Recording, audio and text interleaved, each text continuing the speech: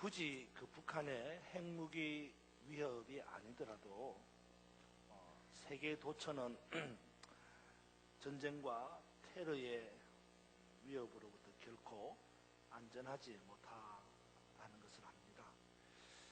연해를 들려오는 이 세상의 뉴스들은 점점 더 포악해져가고 있다는 것을 암시해 주고 있습니다.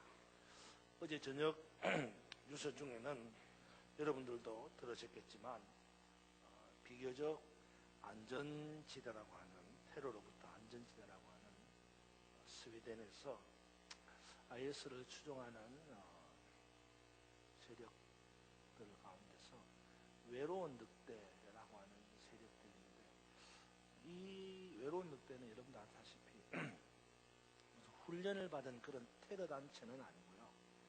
그냥 단순히 IS가 추종하는 그것을 따라가는 그런 일종의 숨은 추종자들이죠. 숨은 추종. 훈련을 받은 것도 아니고 테러의 기술을 배운 것도 아닙니다.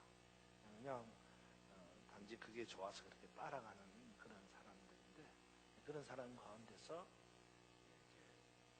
테러를 작정한 사람들이죠. 그래서 자기가 만약에 운전기사다 그러면 평소에 자기가 몰고 다니던 차를 가지고 테러를 감행하는 겁니다. 이제 어제 뉴스를 들어보니까 그 스웨덴의 수도인 스톡홀름에서 트럭을 몰고 백화점으로 진입을 해가지고 우리 4명이 죽고 15명이 부상을 당하는 큰 사고가 있었습니다. 제가 그 뉴스를 들으면서 참 참담하다 이런 생각도 했지만요, 그 아나운서가 하는 그 한 줄 멘트가 머릿속에 남습니다. 그 아나운서 멘트가 뭐냐 그러면, 비교적 테러로부터 안전지대로 알려진 스웨덴은, 이런 멘트였습니다. 사실 그 영국이 테러를 당했을 때도 설마 그런 생각을 했었는데, 이제 이 아나운서의 멘트처럼 비교적 테러로부터 안전한 지대라고 믿었던 이 스웨덴마저도 테러를 당했다라고 말하니까 진짜 안전한 데가 없구나. 세상이 안전한 데가 없구나. 안전하게 보일 뿐이지 안전한 데가 없구나, 그런 생각을 합니다. 그러니까 여러분 보세요. 국내에서 들려오는 소식은요, 하루가 멀다 않고, 그죠? 여기서 누가 죽였고 저기서 누가 죽였고.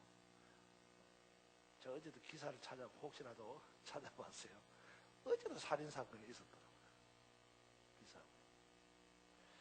해외에서 들려오는 소식도 여전합니다. 그죠? 어느 나라에 미사일을 쏘았니 말았니 뭐 이러냐. 온통 전쟁과 살인에 대한 이야기가 난무하는, 정말 불안하고 두려운 생각이 드는 세상이다 라는 말입니다. 그런 생각을 해봤어요. 진짜 우리가 사는 이 세상이 사람 사는 세상 맞나? 그런 생각을 해봐요. 마치 동물의 왕국에서나 일어날 법한 일들이 사람들이 사는 이 세상에서 일어나고 있다라는 것을 보면서 씁쓸하다 못해서 이제는 어쩌다가 여기까지 왔나 라고 하는 진짜 자괴감이 드는 거예요. 도대체 왜 이렇게 되었습니까, 여러분? 처음부터 이러지 않았잖아요. 다시 예처럼 평화로운 그 나라가 이루어질 수는 없을까요? 서로 물고 뜯는 전쟁과 경쟁만이 존재하는, 생존하기 위한 투쟁만이 난무하는 이 세상이 아닌, 서로 위로하고 축복하고 품어주고 을싸안으면서 사자와 어린 양이 함께 뒹굴고 독사굴에 어린이가 손을 넣어도 장난을 쳐도 물지 않는 참 사랑과 기쁨의 그 나라가 이제 이 땅에는 다시 올 수 없는가 라는 생각을 합니다. 예전에 그런 찬양이 있었죠. 그죠? 사막에 샘이 넘쳐나리라, 사막에 꽃이 피어 향내 내리라, 주님이 다스리는 그 나라가 되면은 사막이 꽃동산 되리.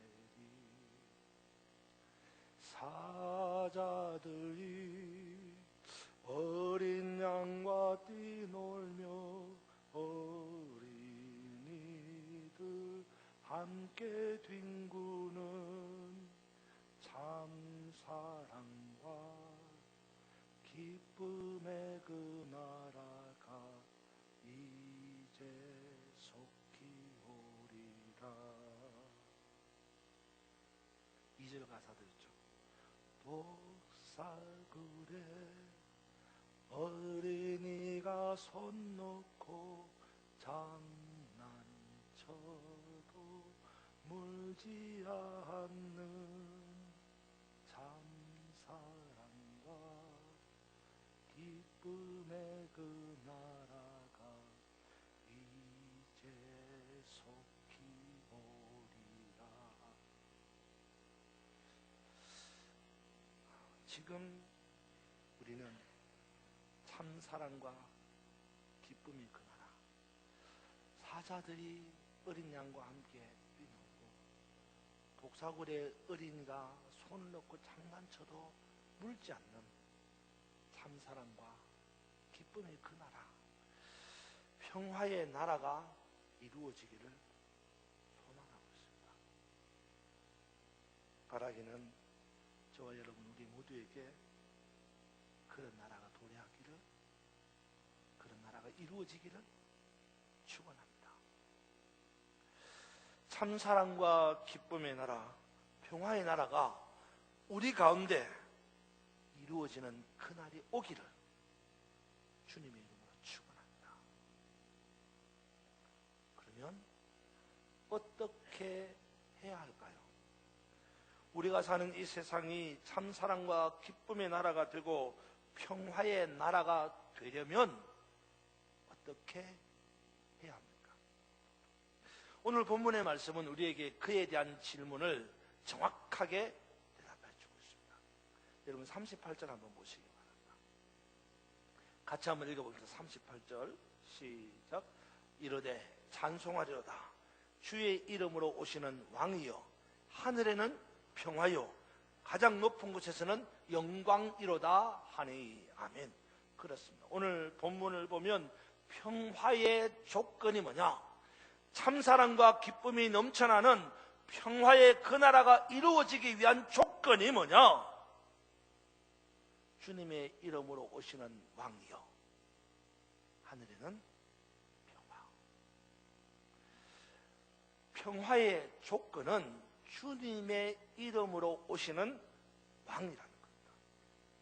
다시 말해서 메시아의 권능을 가지고 오시는 왕, 구원자이신 예수 그리스도, 그분이 계시는 곳이면 어디든지 평화가 이루어진다라는 말씀입니다.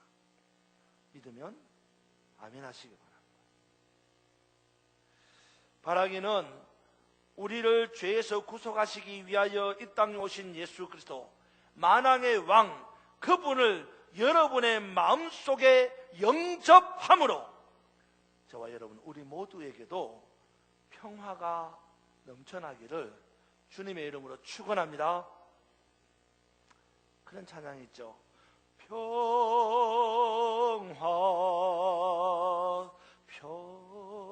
평화로다 하늘 위에서 내려오네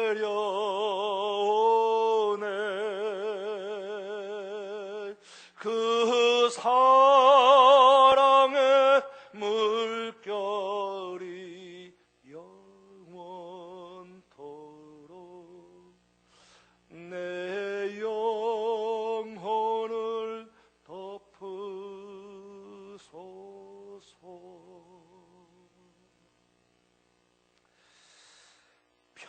영의 실체이신 예수 그리스도, 그분이 계시는 곳이면 어디든지 평화가 이루어진다는 사실입니다. 이 사실을 믿고 여러분 마음속에 평화의 왕이신 예수 그리스도를 영접함으로 여러분 또한 평화가 더하기를 다시 한번 주님의 이름으로 축원합니다. 오늘 본문은 이제 예수님께서 공생애를 마치시고 우리의 죄를 친히 담당하시려고 예루살렘 성 안으로 입성하시는 내용입니다. 뭘 타고? 나귀 새끼를 타고 예루살렘 성 안으로 입성하시는 예수님입니다.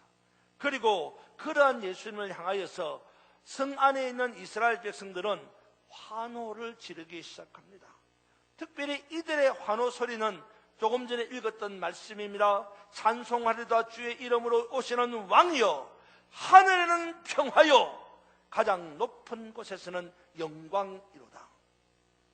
이 장면은 마치 지금 당장이라도 평화가 이루어지는 것처럼 보이는 장면입니다.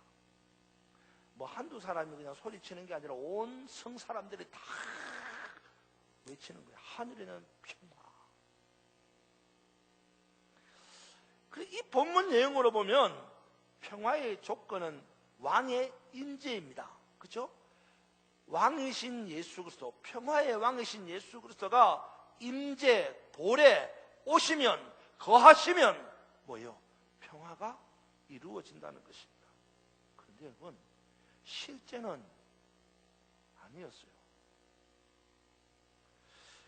왕이 오시면 평화가 도래할 줄 알았는데 실제로는 왕이 오셨음에도 불구하고 평화가 도래하지 않았다는 거예요. 예루살렘은 여전히 불평등과 핍박의 도시이고 예루살렘은 여전히 저주와 학대가 난무하는 도시였습니다. 왕이 오셨음에도 불구하고 예루살렘은 여전히 변하지 않는 세속의 도시였다는 겁니다. 왜 그럴까요? 왜 예루살렘은 변하지 않는 것입니까? 왕이 오셨음에도 불구하고 왜 여전히 예루살렘은 포악한 세속의 도시로 남아있느냐 말이에요. 이유가 있습니다. 왜 그런지 아세요? 이유가 있어요. 여러분, 우리가 안 읽었지만 40절을 지나서 41절을 지나 42절을 한번 보십시오. 이유가 있어요. 42절대로 한번 읽어봅시다. 시작. 이르시되 너도 오늘 안한 일을 알았더라면 좋을 뻔하였거니와 지금 내 눈에 숨겨졌도다. 다시 한번 제가 읽을 테니까 여러분 이게 무슨 말인지를 잘 보세요. 이르시되, 예수님이 말씀하시는 거예요. 너도, 예루살렘 성 사람들을 말하는 거예요. 너도 오늘 평화에 관한 일을 알았더라면 좋을 뻔하였거니와 지금 내 눈에는 숨겨졌다. 여기서 우리가 주목해서 보려고 하는 단어는 뭐냐 그러면 평화에 관한 일이라는 말입니다. 예수님께서 예루살렘에 입성했을 때에 예수님께서 예루살렘 성에 입성하시고 또 예루살렘 성을 바라보시면서 안타깝게 울며 하시는 말씀입니다. 예루살렘 성아, 예루살렘 성 주민들아, 이스라엘 백성들아, 너희가 평화에 관한 일을 알았더라면 좋았겠는데. 무슨 말이에요? 이스라엘 사람들이, 예루살렘 사람들이 평화에 관한 일을 알지 못했다는 겁니다. 그래서 예수님은 안타까워하면서 울고 있는 것입니다. 여러분 참 아이러니하지 않으세요? 예수님께서 예루살렘 성으로 입성하실 때에 이스라엘 사람들이 한껏 소리 높여서 외친 음성이 뭐예요? 찬송하리다 주의 이름으로 오시는 왕이여, 하늘에는 뭐? 하늘에는 평화.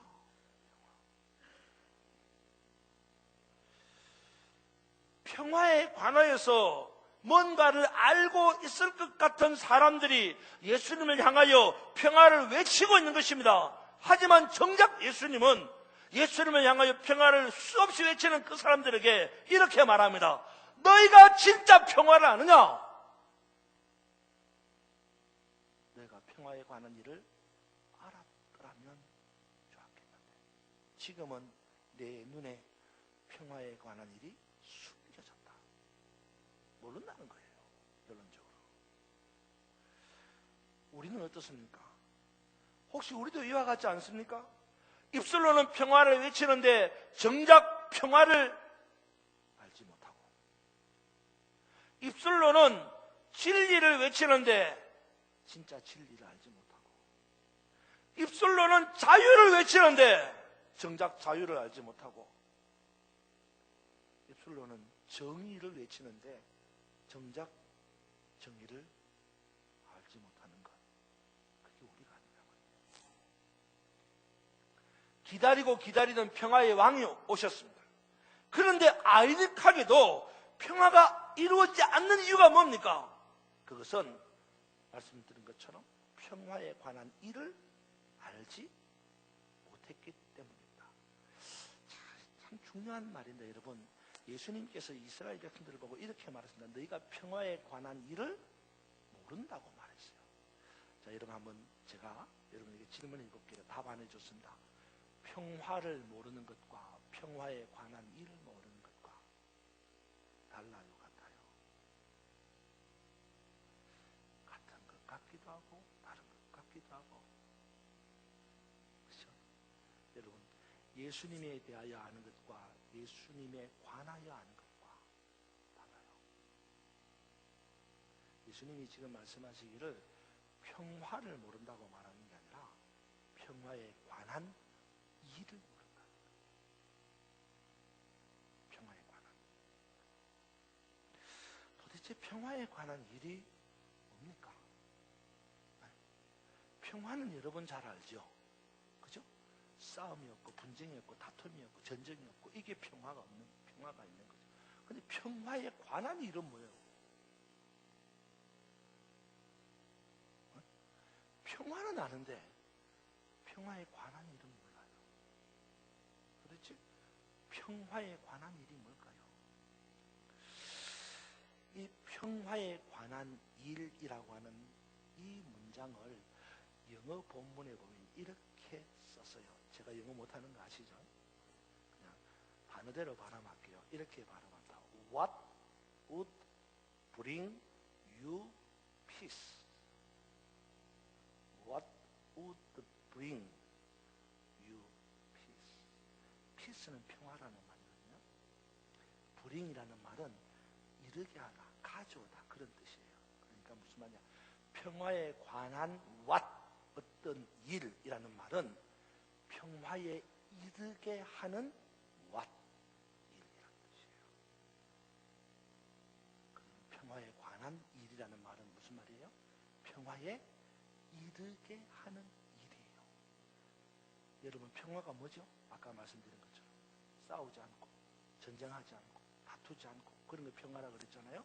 근데 그 평화, 싸우지 않고 다투지 않고 전쟁하지 않고 이러는 평화를 이루도록 하는 what? 일.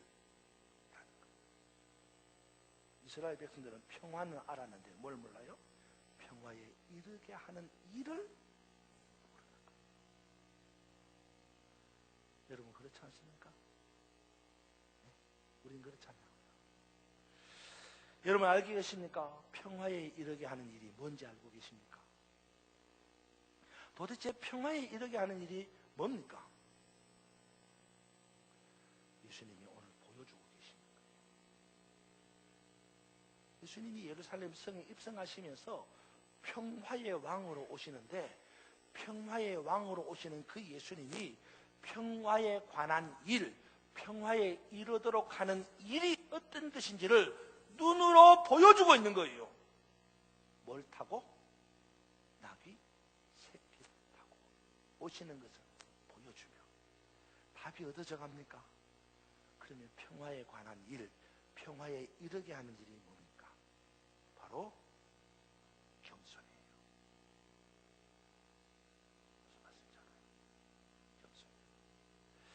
예루살렘 성으로 입성하시는 예수님은 왕으로 입성하셨습니다. 하지만 이때의 왕이라고 하는 것은 지배요, 굴림이요, 통치 통치요 압박의 왕이었습니다. 하지만 예수님은 그런 왕이 아니었습니다. 평화의 왕이었습니다. 그가 평화의 왕으로 오시는 상징이 나귀 새끼를 타고 오시는 것이었습니다. 황금으로 만드는 연이 아니, 연 아시죠? 연. 날리는 연 말고 솔로몬의 연이라는 말 들어보셨죠? 성경에. 솔로몬의 연은 솔로몬이 날리는 연을 이야기하는 게 아니고 솔로몬이 타는 황금 마차를 솔로몬의 연이라고 말합니다. 예수님은 그런 황금 연, 황금 마차, 가마를 타고 온 게 아닙니다. 그렇다고 위풍당당한 멋진 정유라가 타는 그런 말을 타고 온 것도 아니에요. 뭘 타세요? 나귀 새끼를 탄 거예요. 사실 저는 이 장면을 생각할 때마다 고개를 갸우뚱합니다. 여러분 보세요. 나귀 새끼를 타고 예루살렘으로 들어오시는 예수님, 한번 그림 한번 그려보세요. 여러분 나귀 새끼예요. 새끼, 나귀 새끼.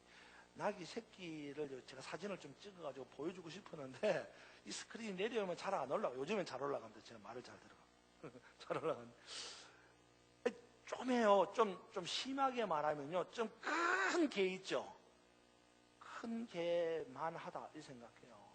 근데 그 나귀 새끼를 타고 예수님이 들어오는 장면입니다. 그런데 그 예수님을 보고 수많은 사람들이 외치는 거예요. 주의 이름으로 오시는 왕이여. 고개가 갸우뚱거리지 않습니까? 저는 그걸 볼 때마다요, 고개가 갸우뚱거립니다. 예수님이 타고 오는 게 무슨 황금연도 아니고 당당한 말도 아니고 기껏해봐야 조그마한 나귀 새끼 한 마리 그 위에 타가지고 끼뚱끼뚱끼뚱 하면서 들어올 텐데 그걸 보고 주의 이름으로 오시는 왕이라고 외치는 이 사람들을 바라보면서 좀 이상하다, 좀 어색하다, 안 맞다, 앞뒤가, 그런 생각을 하게 되는 거예요. 왜 사람들은 나귀 새끼밖에 못 타고 오시는 예수님을 이처럼 반대하는 것입니까? 네? 그렇잖아요. 왜 예수님이 나귀 새끼밖에 안 탔는데 그걸 보고 사람들은 왕이라고 막 환성을 지르는 거예요. 왜 그럴까요?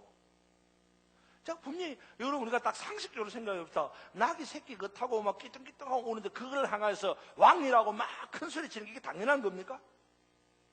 안 맞잖아요. 근데 그렇게 소리를 지른다고. 그 이유가 뭘까요? 이유가 있어요, 여러분.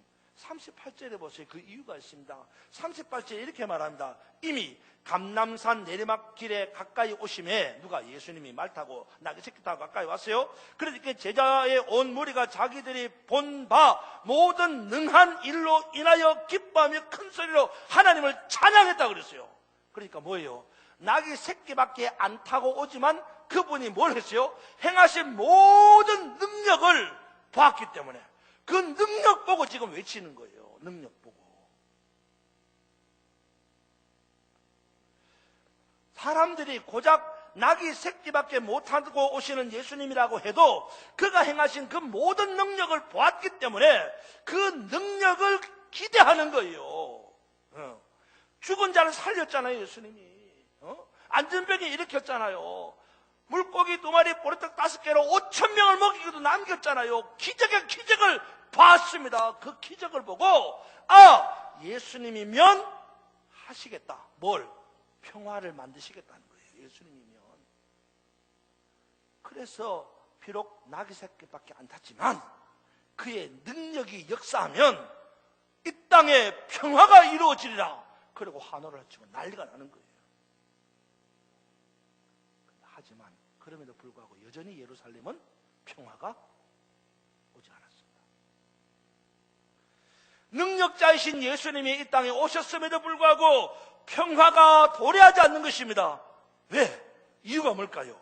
도대체 왕이 왔는데, 평화의 왕이 왔는데, 능력자이신 그분이 오셨는데도 평화가 이루어지지 않는 것입니다. 이유가 뭡니까? 왕에게 능력이 없어서 그렇습니까? 예수님에게 평화를 이룰 만한 능력이 없어서 그럴까요? 아닙니다. 그러면 뭡니까? 왜 평화의 왕이신 예수님이 이 땅에 오셨는데도 불구하고 이 땅은 평화가 이루어지지 않는 것입니까? 이유가 뭘까요? 바로 42절이 답이라는 거예요. 그 42절을 다시 봅시다. 이랬을 때 너도 오늘 평화에 관한 일을 알았더라면 좋을 뻔하였거니와 지금 내 눈에 숨겨졌도다. 그렇습니다. 이 땅에 평화의 왕이 오셨지만 평화가 이루어지지 않는 이유는 평화에 관한 일을 우리가 모르고 있기 때문에. 평화에 관한 일을 알았다면 평화의 왕이 오실 때에 평화에 관한 일을 행함으로 이 땅에 진정한 평화가 이루어질 것인데 평화가 왕에 와도 평화가 이루어지지 않는 것은 예루살렘 성 사람들이나 이스라엘 사람들이나 오늘 저나 여러분이 평화에 관한 일을 알지 못했기 때문입니다. 평화에 관한 일이 뭐라 그랬어요? 나귀의 새끼를 타신 겸손이라고 했습니다. 그러니까 나귀 새끼를 타신 예수님의 겸손이 평화라는 사실을 알았더라면 이 땅은 이미 평화가 이루어졌을 것입니다. 평화의 왕이 왔는데도 평화의 실체인 겸손한 행동을 하지 않는 것이 문제예요. 그래서 이 땅은 여전히 포악하고 세속의 도시로 남아있는 것입니다. 여러분 보세요. 물어봅시다. 대답하십시오. 여러분 아멘으로. 아멘 안 하면 여러분 거부하시는 걸 제가 보겠어요. 여러분 안에 예수님이 와 계십니까? 다시 묻습니다. 여러분 안에 평화의 왕이신 예수님이 와 계십니까? 할렐루야. 저도 제 안에 평화의 왕이신 예수님이 내주하고 계십니다. 문제는 뭡니까? 예수님이 내 안에 들어오셔서 말씀하십니다. 뭐라고? 나귀 새끼를 타라. 무슨 말이라 그랬죠? 겸손하라. 근데 우리는 평화의 왕이신 예수님을 모시고 있을 뿐이지 나는 그의 왕의 명령을 실천하지 않는 거예요. 나귀 새끼를 타지 않습니다. 여전히 우리는 황금 연을 타려고 합니다.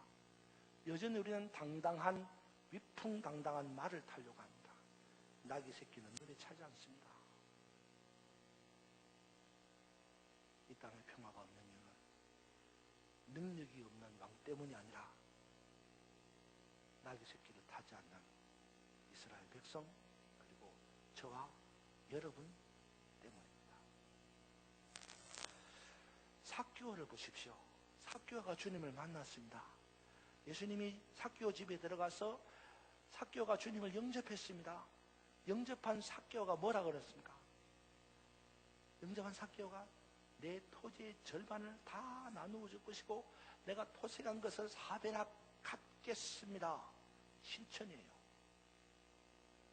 우리는 영접만 하지 실천은 하지 않는 거예요. 여러분 아무리 좋은 왕이 내 안에 들어오셔도 그 좋은 왕의 명령을 내가 행하지 않는다면 아무것도 변하지 않습니다. 오늘 종료주일입니다. 예수님은 예루살렘 성으로 입성하시고 또한 우리의 마음속으로 들어오십니다.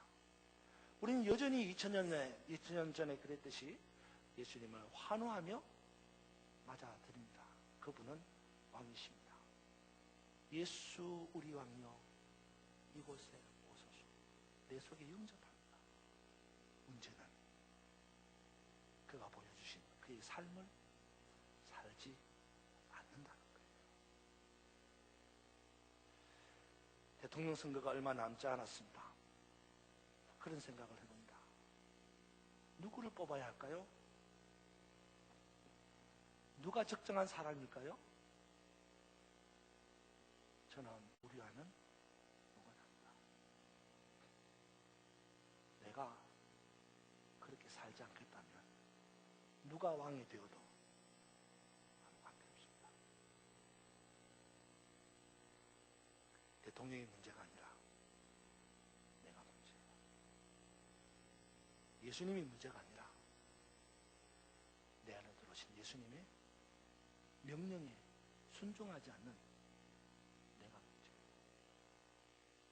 여러분, 평화에 관한 일을 알고 그것을 요구하시는 주님 음성에 귀를 기울이고 그 삶을 살아가는 저와 여러분, 우리 모두가 되기를. 그래서 이 땅에 참 사랑과 기쁨의 그 나라, 평화의 그 나라가 여러분 손에 의해서 이루어지기를